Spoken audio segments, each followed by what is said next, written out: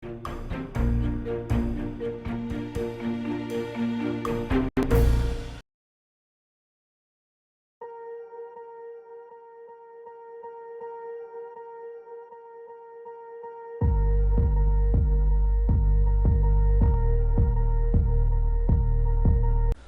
반갑습니다. 8월 16일 화요일 마감 시간입니다.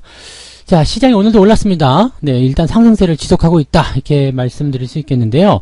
조금 다른 점은 음봉이죠. 아침에 고점을 찍고 지지선을 지키지 못한 상태에서 조금 내려서 마감했습니다. 그래서 아침에 빨갛게 달아올랐던 모습들이 조금은 식어가는 그런 모습으로 마무리됐을 겁니다. 자, 이렇게 된다면은 오늘 미국 시장 상황에 따라서 우리 시장은 내일 또 변동성을 좀 보일 수 있겠죠. 그래서 그런 정도 생각하시면 되겠고요. 수급은 조금 바뀌었어요. 네, 기관들이 아침만 하더라도, 아니죠, 장 마감 전까지만 하더라도 계속해서 순매수, 외국인은 순매도였는데 이게 딱 바뀌어버립니다. 기관들이 던지는 물량들을 외국인들이 받아가면서 그대로 순매수로 외국인이 들어갔고요. 기관들은 매도로 바뀌는 모습이 나타났습니다.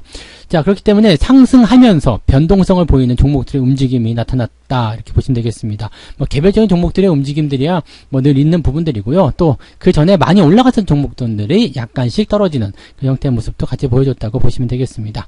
뭐 특별한 건 아니고요. 일단 시장의 흐름에 따라서 자연스럽게 나타나는 과정이라고 보시면 되겠죠. 자, 차트 한번 보도록 합니다. 차트 보시면 종합주가지수가 오늘 음봉입니다. 음봉이고요. 오늘 모양 자체로는 일단은 갭상승한 부분이기 때문에 결과치는 좋지만 모양 자체는 그다지 썩 좋은 편은 아닙니다. 자, 분봉 상황 보시면 아침에 뜬 상태에서 지지를 위에서 만들어줬어야 됐죠. 2540에서 지켜줘야 되는데 그게 오늘 장중 저점에서 지켜지는 모습이 좀 나타났어요.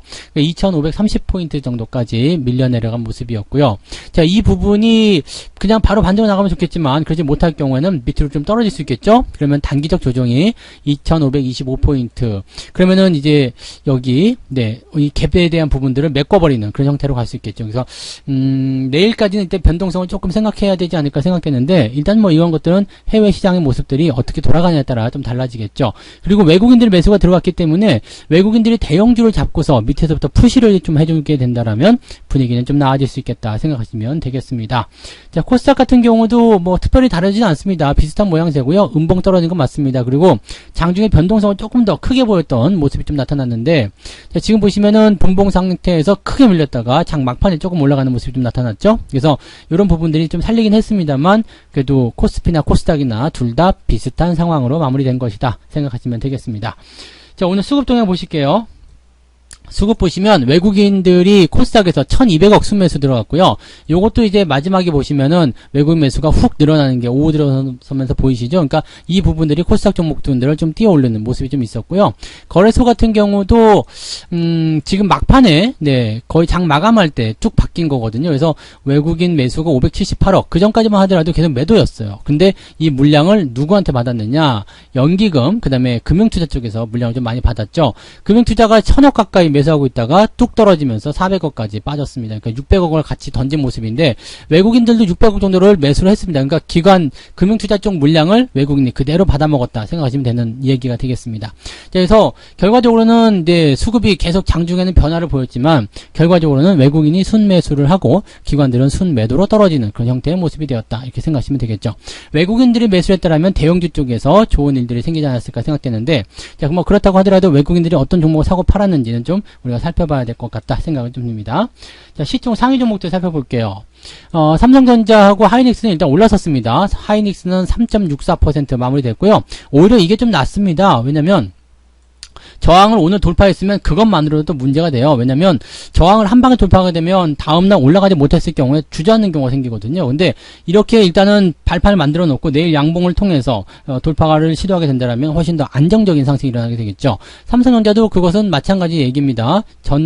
전 고점에 대한 저항을 받아들인 모습이고요. 오늘 장중에 뚫고 넘어가서 한 2.5%, 3% 막 이렇게 올라갔으면은 약간 부담이 좀 됐겠죠. 근데 내일 만약에 상승세로 전환돼서 61,500원대까지 상승해 줄 수 있다라면, 내일도 양봉을 뽑아내 줄 수 있다라면 좋은 흐름이 이어질 수 있겠죠. 그래서 그런 부분들이고요. 오늘은 변동성이 좀 큰 종목은 네이버하고 카카오 다시 하락세로 전환되는 거 아닌가 싶기도 한데요. 일단 낙폭이 제일 컸던 종목이었고요. 나머지 것들은 고만고만하게 그냥 움직였다 보시면 되겠습니다. 크게 움직인 거 별로 없었고요. 현대모비 펄어비스만 일단은 아래쪽 꼬리에 좀 달았는데 이게 지금 공시가 나왔나요? 6시까지 공시니까 아마 지금쯤이면 나와도 될 텐데 물적 분할에 대한 이야기가 조회로 나와서 조회 공시 요구가 나왔었단 말이죠. 근데 아직은 공시가 아직 안 나왔네요. 네, 여기 나왔네요. 답변이 나왔어요. 미확정이라고 나왔네요. 모빌리티 시장 경쟁 강화를 위해서 사업구조 재편 등 다양한 방안을 검토하고 있으나 아직 결정된 바가 없다. 자, 검토하고 있지만 결정된 바가 없다는 것은 할 수도 있다는 얘기가 됩니다. 근데 확정이 안 돼 있다라는 부분이기 때문에 이렇게 되면은 뭐 특별한 내용은 좀 없지 않을까 생각되긴 하겠습니다. 그죠? 네. 뭐 이거는 미확정되었다. 뭐 이렇게 되어 있기 때문에 지금 상태에서는 일단 안심권으로 들어가지 않았을까 생각이 좀 드네요. 그리고 그런 것들을 통해서 주가 좀 올린 것이 아닌가 생각된 모습이에요. 시간 외에서 큰 변화는 없는데 일단 들쭉날쭉하는 모습이긴 하죠. 네, 뭐 이 정도면은 네, 큰 문제 없이 다시 반등세 연결될 것 같아요. 뭐 걱정은 안 하셔도 될 것 같고요. 지금 당장은 일단 네, 분할에 대한 부분들은 넘어간 것 같다 생각됩니다. 아직은 확정된 게 아니다. 발표가 안 됐기 때문에 이것이 확정이 되더라도 일단 출범하는데 시간이 오래 걸릴 거고요.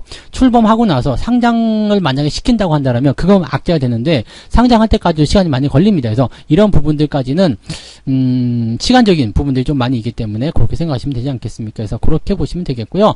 뭐 여러 가지 이제 뭐 지배구조에 대한 어떤 내용들 때문에 복잡하게 얽히는 내용은 좀 있겠습니다만 지금 당장 눈앞에 떨어진 악재는 일단은 그런 바 없다라고 되어 있는 부분이 되겠습니다. 그러면 주가가 반등할 수 있는 가능성이 생기겠죠? 네, 뭐 그런 정도고 나머지 것들은 특별한 부분은 없습니다. 코스닥 쪽 넘어가 볼게요. 코스닥 쪽에서는요. 셀트리온 쪽이 지금 오늘 조금, 네, 플러스 국면 유지가 된 모습이었고요. 펄어비스가 좀 반등했어요. 다 내려왔기 때문에 반등 나가는 거 아시죠? 자, 반등, 그 다음에 들어와서 약간 눌림목 형태입니다. 그래서 이렇게 보면은 추세를 좀 돌릴 수 있지 않을까 생각되기도 하겠습니다. 지금은 워낙 많이 내려간 부분이었고요. 저점권, 그 다음에 여기 지지선만 만들어서 내일 양봉 붙여주게 된다면은 단기 반등 기대해 볼 수 있겠죠? 그래서 이런 눌림목 형태의 모습들은 한번 관심을 가져볼 필요 있겠고요. 에코프로는 뭐 일단 올라가는 시점이었고요. 위메이드 이런 것들도 마찬가지네요. 저점권에서 이제 유지가 될 수 있는 상황이기 때문에 내일 만약에 이 게임주들이요. 카카오 게임주도 마찬가지고요.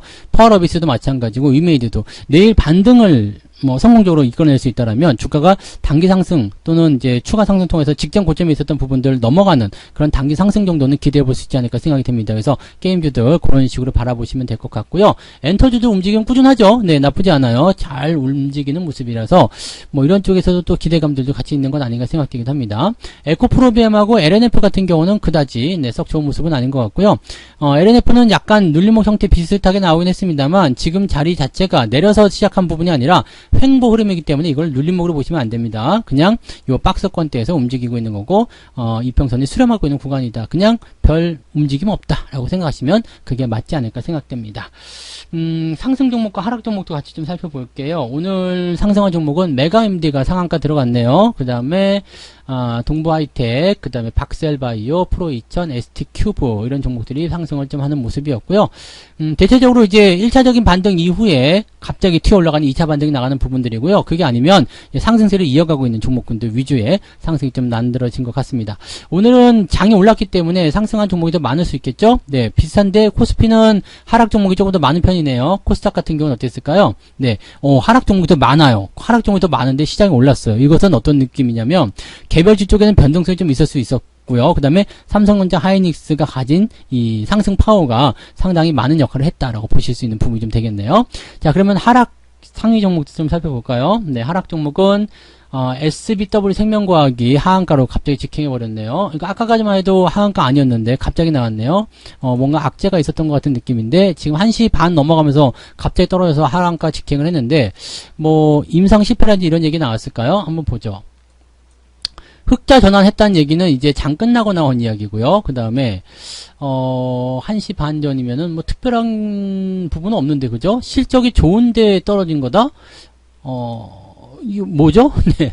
글쎄요. 영업 손실. 근데 일단 실적이 흑자 전환, 영업이익이 흑자 전환되었다. 상반기. 뭐 특별한 건 아닌 것 같은데 왜 떨어졌을까라는 생각이 좀 나오네요. 지금 요때 말고는 특별한 악재가 없잖아요. 근데 이건 대량적으로 지금 그 소수 계좌가 나온 부분들이라서 여기 있죠. 그러니까 아마도 이제 차익 실현이 좀 들어가지 않았을까 생각되네요. 네, 차익 실현을 좀 하지 않았을까 이렇게 판단이 좀 됩니다. 그래서 관여율이 좀 들어가 있고요. 매도로 들어가 있죠. 네, 이건 차익 실현 들어간 겁니다. 그러니까 대형 물량을 갖다 집어 던진 거죠. 그래서 그에 대한 영향으로 빠져나온 것이다 생각하시면 되겠습니다. 특별히 지금 꼭 팔아야 됐었을까 싶기도 한데, 네, 뭔가 이거는 뭐 각자의 그런 어떤 이해관계에 따른 부분이니까, 네, 보기 싫었던지 아니면은 내가 관심이 없었던지 둘 중 하나겠죠. 그래서 던지는 모습이 나타나서 많이 빠졌다.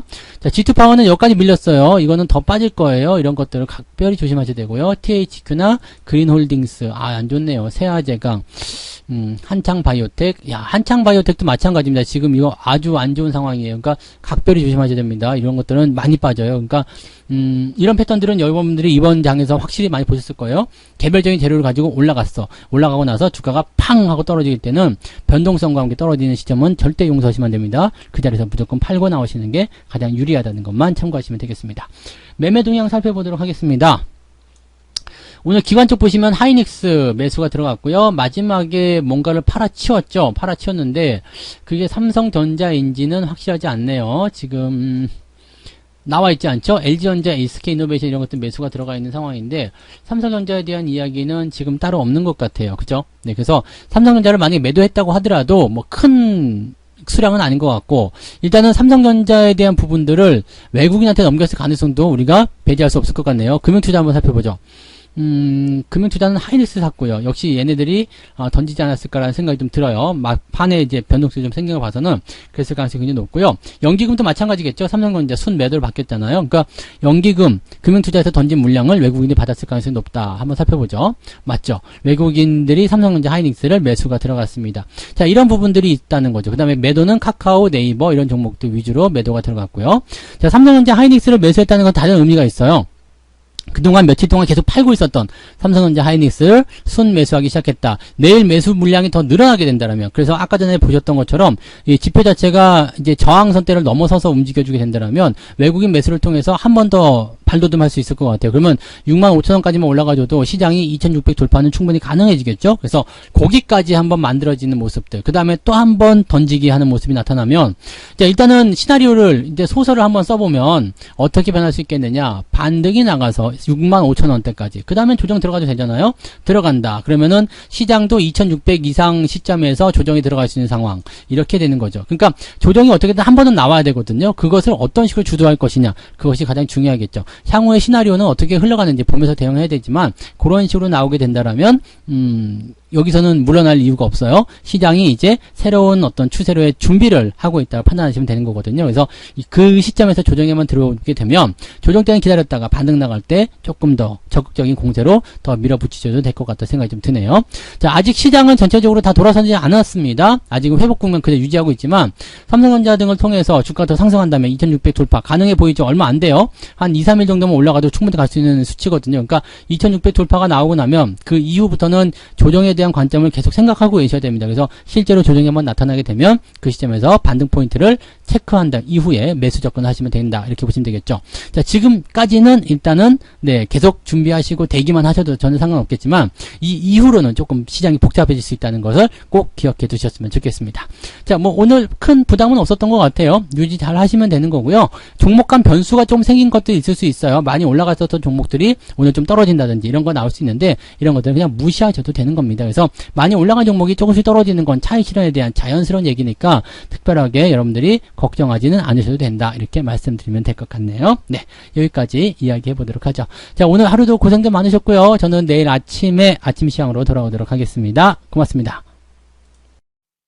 본 방송에서 제공되는 모든 정보는 투자 판단의 참고 자료이며 투자의 최종 책임은 본 방송을 이용하는 본인에게 있습니다.